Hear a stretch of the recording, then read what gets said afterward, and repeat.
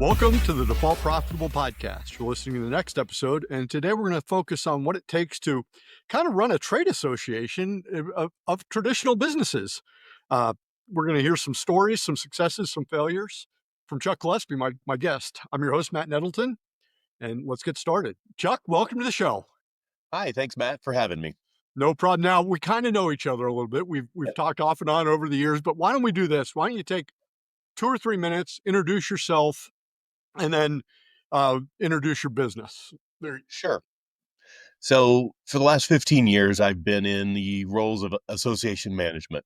I worked for the Indiana Chamber of Commerce, then started to work as the CEO at the National Wellness Institute, and have been in the role of the executive director of the Indiana Plumbing, Heating, and Cooling Contractors here for about a year and a half. Prior to that, I spent about 20 years in HR. Was the head of HR for 2 different companies. In between that, I was an entrepreneur. I taught class at the university level, and overall, just been able to kind of see a lot of different things and kind of build different organizations, both from internally as well as externally.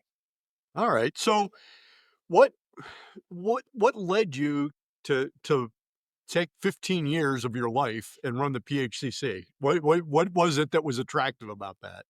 Well, I've only been in this role about a year and a half, Okay. but I've really gotten into the PHCC role after 24 years of the previous executive director having run it. And the beautiful thing about it was I inherited an amazing organization. When I was with the Indiana Chamber, I was brought in to help start the Wellness Council of Indiana. So that was kind of a startup inside of the organization, and it's still being run today by the team. The executive director there, she's been in that position now longer than I was, and she's doing an amazing job with it. Then I got the opportunity to go to work at the National Wellness Institute, and that really was kind of a house of cards situation. I was walking into something that was kind of very broken. Um, and my goal and my role was really to kind of, first of all, evaluate whether or not it was a going concern organization, but then secondly, determine whether or not it was something that we could actually fix and move it forward. And we did. And then COVID hit, and we were able to survive for a few years, but it got to the point where we all knew, the board of directors, I was really working with them, it needed to be acquired.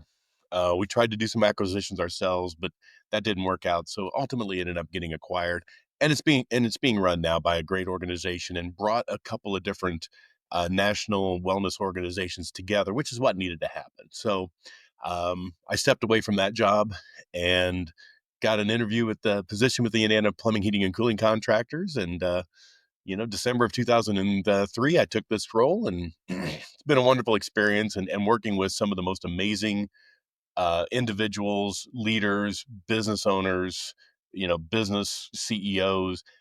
And what I love about it is these are doers. These are folks that just get the job done. And it just makes me happy, because I'm not going to lie, the health and wellness space, a lot of talkers. They want to talk about everything, and they want to kind of determine what's going on. And there's a whole lot of people that want to stick with the status quo.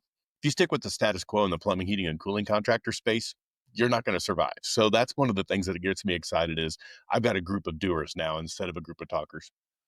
Yeah, it's interesting. And when we first started talking today, I mentioned that my first interview for the podcast was Lance Smith, who's a plumber, and a client of mine. And my business is split. Probably a third of it's contractors, a third of it's real estate, and a third of it's tech companies. And you're right, the doers in the plumbing, heating, cooling, contracting industry are unbelievable, because they don't have the reputation of doers. They just actually do.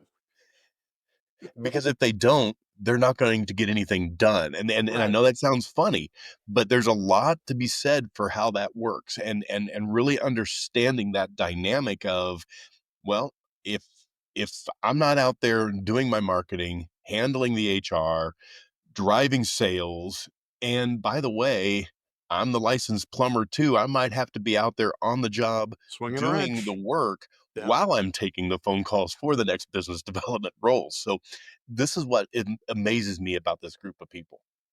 Yeah. It really is. So when you think about, you know, the focus of this is really getting people who are starting a business or thinking about starting a business, getting them lined up so that they do it and they do it well. When you look at, the kids that are becoming plumbers that are 18, 19, 20, 21 years old, um, w- what do you see that they're missing out on that the PHCC can actually help them with? I think, and I'll start with this, Matt. What we've found is the folks that have been most successful in that role are the ones that are starting probably at 24, maybe 24 to 35.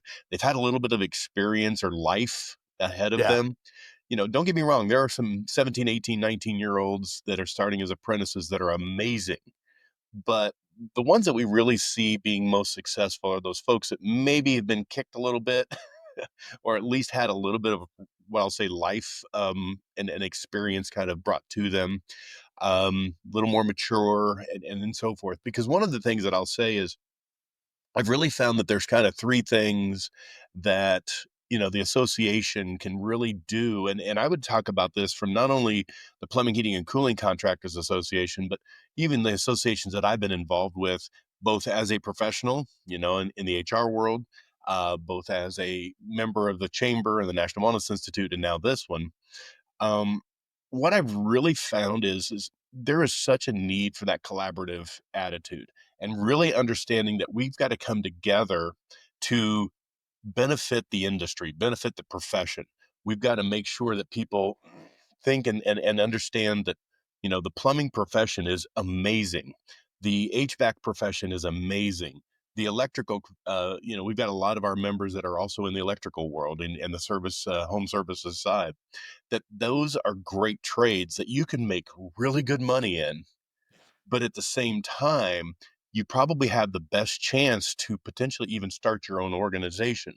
I can count, I can't even count on one hand or two hands how many times I've already heard the stories about the contractor that's helping out their top plumber or their top HVAC tech or their top electrician, help them become their own contractor. And it just, that's the kind of exciting thing that you start to hear about and you go, wow, taking away your greatest, potentially one of your best assets, most important assets, but putting them in a position for them to be able to succeed because they see it and they know it and they needed that when they were their age. And to see that continuing mentorship happen over and over again, it's not something you hear about in too many of the other professions to this day. But that's one of the things that I get most excited about, and how, this next generation and the generation after this have to understand how important it is to have that collaboration. Secondly, and I think this is really very critical, is a lot of these folks, and again, I grew up in a family of very, very highly educated people. My two sisters are both college professors. I'm the dumb guy here with just a master's degree. Uh, but at the same time, I know what my education gave me, but I can also say that that doesn't mean that I'm smart. It doesn't mean that I'm savvy. It doesn't mean that I'm business savvy. I've been successful. I've started companies. I've been successful, but I've also failed at those companies. One of the things that I know is these folks that are coming out that want to start their own business, I think sometimes they forget that there's these things called marketing, these things called human resource management, these things called information technology, IT, digital. They just assume they can just, they've got their license, they can go out there and they can just basically start their own business, and the business is just going to come flying in. And that's where that leadership role, those emerging leadership positions really are important. And I think that's something that we can really bring to the table, and we continue to bring to the table, both at the state and national level within the PHCC framework. And I think the third one, and again, this one's a little personal to me because again, it goes back to my HR roots, but it really is teaching people how to recruit and retain good employees. Now, I use the word good employees on top of that. We can recruit all the employees you want, but if you don't have good ones, it doesn't matter. And one of the worst things you can do is hire somebody that's going to poison your organization. So these are things that we've really got to start to understand and really build out and say, hey, How do we help that happen? And I'll just say it this way, having been in the HR profession for almost 20 years, I had a mentor that told me a long time ago. His comment to me was, Chuck, never let go of the recruiting side, because if you do have great recruiting processes and great recruiting and hiring programs, your job as the HR director is going to be a whole lot easier. And Yeah. I'm like, I like that thought process. Let's be lazy here. Let's hire great at the beginning so I don't have to deal with them later. But there's some truth to that. But what I've also learned, and again, I'll just say it this way, there are a lot of amazing leaders and a lot of amazing hiring managers that suck at hiring. And I use that term very, very confidently. Um, it doesn't, don't take it personally. Make sure you have that process. And I think that's something else that the organization, like an association like PHCC, can really help in bringing to the table. Yeah, it is, well, so as I've done 130 of these episodes with business owners and they talk about the things that they need to have, everybody says, well, you ought to have a plan and you ought to have savings and you ought to have a strong understanding of your market. But then when I say, well, what's the one thing that you wish you knew? They say, well, I wish I had understood that I was really going to build a team Yeah. and I got to figure out how to focus on great people. Yep. And I think that's really what you're talking about there is, you get that entrepreneurial seizure because if I swing the wrench for this guy and he makes money, I can swing the wrench for me and I'll make money. Bingo. Bingo. And it doesn't exactly work that way. So having a resource like PHCC where they can turn and they can learn some best practices is super important. Yep. And the best part about it is PHCC is also very unique, and it's a federation, which means that when you join the local chapter, the state chapter, and the national organization. The Indiana Chamber was not that way. You actually joined each of the local, state, or national chambers separately, and they weren't connected. They were connected, but they weren't. But this one is truly you join one, you join the whole bunch, which gives you more credibility. It gives you more opportunities to learn not only from your state members but your national members. It gives you that local presence that allows you to really dig deep and really know somebody locally, even though it's a competitor. You'd be shocked how many times I've seen these local competitors helping each other. And I'll say it this way, there's so much work in this space Oh, right now, and there's such a need. I mean, we probably could put another 1,000 plumbers in the plumbing apprentice schools. We have 7 schools in the state of Indiana. We have 1,300 students right now. We could put another 1,300 through the school and still probably be short on the number of folks that we need just on the plumbing side. HVAC's the same, electricians the same. So we've, and in the whole trades, I mean, there are like 500,000 jobs available, and these are great jobs. They pay well. yeah. You can talk to some of my members. I've got a member that'll tell you, I've got 3 plumbers making 150 grand a year. Well, my son played rugby in high school, and one of his buddies that was on the rugby team did not go to college, went out, became a commercial pipe fitter, and in 2.5 years was making $100,000 with no debt. And I mean, was just killing it. And my son looked at me like, why am I at IU? I'm like, well, because Purdue wouldn't let you in. But I understand. As a Boilermaker, I'm good with that. No, I'm just yeah, kidding. my wife didn't like that comment because she went to IU also. I did not go to either, but I just like taking those shots, right? Oh, you always have to take the shot. Yeah. One of my employees that I had many years ago, and she became like a daughter to me in so many ways, or maybe a baby sister. She looked at me and she goes, "Chuck, I've learned more in the last 3 months than I did in college." I said, "Well, that's because you went to IU." Yeah, makes sense. So so when you think back, um, and obviously you're talking about competitors helping each other and doubling the number of apprentices and there's so much demand when you think back to before you got to the PHCC, how aware were you of the opportunity? To be honest with you, I was aware that it was a need, but I'll have to say I thank Mike Rowe for that. I mean, he was such a great advocate for the trades in general, and I knew we had a trades issue. The things that I didn't know is like the statistics behind it. Number one, the average plumber in the United States is 56 years old. that's saying something. Um, the fact is, I knew that there were a lot of folks that could be their own company, their own contractor, but I didn't realize the number of them. I just thought they were but just like everything else, all the consolidations kind of happened. So, you might buy tires from the local tire shop, but they're made by three manufacturers. I'll Right. just say it that way. The things that I didn't understand was how important the supply houses are to this industry, and that those supply houses are so critical, and the manufacturers want to make sure that those supply houses are also taken care of because they can't handle the amount of work that's being happening in this space. I'm also blown away by the success and the how do I say this? The word it's leaving me right now, but it's really the dynamic. That's the word I'm looking for. The dynamic between the contractor, the supply houses, and the manufacturers, and really how they all blend well together, and the support that we are seeing at that level. And it's unique.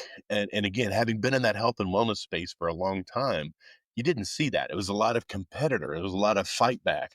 It's like the prescription medication folks are dealing with this, the health insurance folks, the hospitals, then Yeah. the doctors themselves, and so forth. This is much more collaborative. This is much more, I know I'm going to be successful when you are successful. And therefore, we're going to do everything we can to make that success happen. And that's what really is unique in this space. And on top of that, now that I've seen the kind of numbers that these guys are making and the kind of jobs that they have, I'm like, man, I should have looked at that, 30 years ago when I came out of college. Yeah. Yeah. It's unbelievable. It is really unbelievable because there is so much opportunity. Right. There While there are large players, there are no dominant players. Like I Very true. worked for Coca-Cola. Coca-Cola has 95% market share, Coke in the cup, right? So it's tough to compete. There's nobody with 95% market share of residential or electrical contracting, plumbing, none of that. Not even in a small community. That's the Right. crazy thing. I mean, and that's the other thing that I love about this profession is if you want to live in the rural world, and I'm very much encouraging that because I grew up in Greenfield. My whole family's from Brownstown, Southern Indiana. And I love that rural community, and we're starting to realize, especially one of the things that kind of came out of COVID was, hey, it's pretty decent to live out in the woods where you don't have 1,000 people on top of you. Yes. And so I think there's a resurgence of that rural community coming in, but there's job needs. And how do we get those jobs? Well, plumbing, heating, cooling are definitely a space that we're going to need, and we're going to need them for years, and we're going to need them for decades, and there's still plenty of work to be done. Yes. Yep. So if somebody were to start a business today, and you've seen a lot of businesses now, you've been around for a while. If somebody were to say, you know what, I'm standing up my plumbing company today, what's the first thing you would tell them to focus on? The first thing I would tell them to focus on is understanding your niche. Are you going into the commercial new business? Are you going to do the home service repair? Are you going to go into the big industrial commercial? Um, so that's the first step that you've got to really understand because you're not going to do it all and you can't do it all. Um, Secondly, it's where is your geography? What geography, geographic footprint do you want to make happen? Because you can't also, I'll say it this way. If you live in South Bend, you're not servicing Evansville. Um, Quite frankly, you're probably not going to do a whole lot of work down in Evansville. And if you do, you're probably going to subcontract it to one of your competitors. So Right. these are those things you've got to kind of understand is first of all, what is it that you really want to do and how do you want to make that happen? Most of that is kind of done naturally because if you're coming from a home service repair company, chances are you're probably going to go into the home service. If you come from the construction, new construction, industrial construction, etc. So I think that's one thing. Second thing is, and again, get simple, hire well. Start with understanding what it takes to hire a great person. You may not be able to hire somebody for a year, 2 years, 3 years, but you better start that conversation day one, because Yes. the only way you're ever going to grow is by hiring additional personnel. And that takes a lot of time and energy, especially on the plumbing side, because there is a 4-year apprenticeship program. And so understand those kind of methodologies. And then third, know the laws, know the rules, know the code, know exactly what you can and can't do to ensure that that happens. And then, of course, if I don't say this, I think my board of directors would get mad, but join the PHCC. Well, The I was Plumber gonna say Association. join the PHCC because there's an amazing amount of knowledge that gets shared from people that have already been there, done that are on average 56 Absolutely. years old, and they want young people to succeed. They need them to, because Yeah, again, we've got a whole bunch of folks that are getting ready to, looking towards retirement at this point. So there is going to be there's going to be some consolidation happening. We're seeing that already. But the great thing is you can still go out and start your own company today in right. this space and be very, very, very successful. Yeah. Yep. All right. Well, I think those are all great basics. I think there's a lot of value there, and I appreciate you taking the time to talk to us. If anybody's interested, you've sent me some information with links and books for the show notes, and they can get in touch with you. Any other final words of wisdom? Matt, just keep doing what you're doing, and know that you can be successful in this space. Let's just leave it at that. That's a good way to end. Well, if you're listening, there's 3 ways you can help us in the podcast. 1, you can hit subscribe. 2, you can leave a review, and 3, you can share an episode with somebody else. Chuck, thanks for being a guest. Thank you very much. No problem. And for our listeners, we'll be back next week with another episode of Default Profitable. Until then, stay focused, keep working, stay profitable.